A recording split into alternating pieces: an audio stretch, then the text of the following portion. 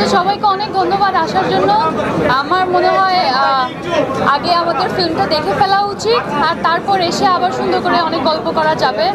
আবারও আপনাদের সবাই আপনাদের এত মূল্যবান সময় আমাদেরকে দিচ্ছেন, এটার জন্য অনেক অনেক কৃতজ্ঞ আমি এবং আমার পুরো টিম। Thank you. সবাই হলে এরপরে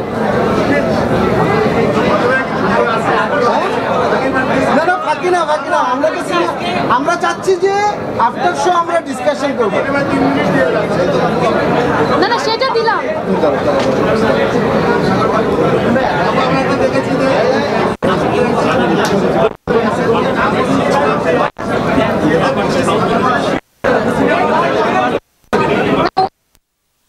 ওই দিন আসলে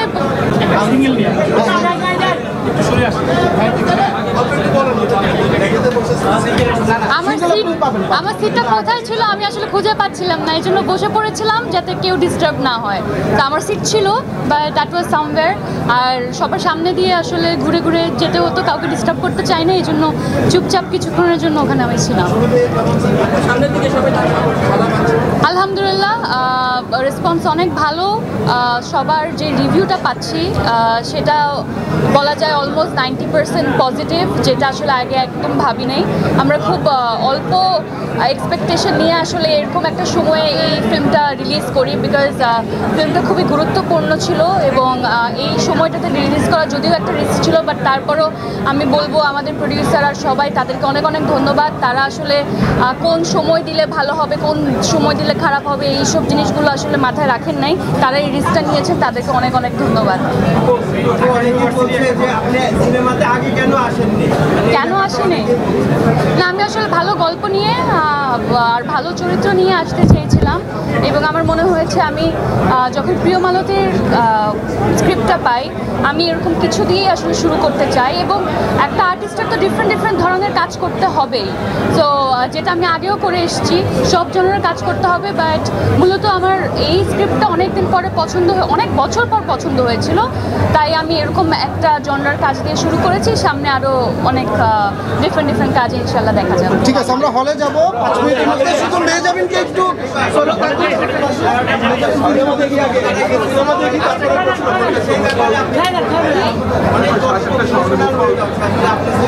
এটা অনেক বড় একটা পাওয়া আমাদের জন্য, কারণ ডেফিনেটলি মালতীর জার্নিটা আসলে অনেক ডিফিকাল্ট একটা জার্নি, বাট কোনো না কোনোভাবে আমরা সবাই আসলে এই জার্নির মধ্যে দিয়ে যাচ্ছি। আমি একটা শব্দ ব্যবহার করেছিলাম কিছুক্ষণ আগে, ফিল্মটা অনেক গুরুত্বপূর্ণ। তো গুরুত্বপূর্ণ কেন সেটা আসলে আপনারা যখন সিনেমাটা দেখবেন তখন বুঝতে পারবেন। তবে এখানে অনেক জিনিস তুলে ধরা হয়েছে যেগুলো নিয়ে আগে আমরা কখনো কথা বলি নাই, স্পেশালি সিনেমার মাধ্যমে এই জিনিসগুলোকে তুলে ধরা হয়নি। যেমন আমি একটা ছোট্ট এক্সাম্পল দেই, সেটা হচ্ছে আজকে এখানে যখন আমি আসছিলাম প্রচণ্ড জ্যাম ছিল, আর আমি শুনতে পাচ্ছিলাম যে আমাদের গাড়ির পিছনে একটা অ্যাম্বুলেন্স রীতিমতো অ্যাম্বুলেন্সের সাইরেনটা বেজেই যাচ্ছে, কিন্তু তাকে কোনো ধরনের জায়গা করে দেওয়া হচ্ছে না। ডেফিনেটলি ওখানে একজন পেশেন্ট আছে বা এমার্জেন্সি একটা ব্যাপার ঘটছে এখানে, তো আমাদের তো আসলে তাদেরকে জায়গা করে দেওয়ার দায়িত্ব। তো এরকম অনেক ধরনের দায়িত্ব আছে যেগুলো আসলে ঠিক মতো আমরা হয়তো বা করতে পারছি না, কোনো না কোনো জায়গায় একটা সিস্টেম্যাটিক এরার আছে। তো এই ধরনের এরারগুলোকে নিয়েই আসলে এই গল্পটা বানানো, এবং এই জন্য আমি বলেছি গল্পটা খুবই গুরুত্বপূর্ণ এবং কোনো না কোনোভাবে সিস্টেমে যেই ভুলগুলো আছে সেগুলোর জন্য আমরা সবাই সাফার করছি। ওরকম একটা সাফারিংয়ের গল্পই প্রিয় মালতী।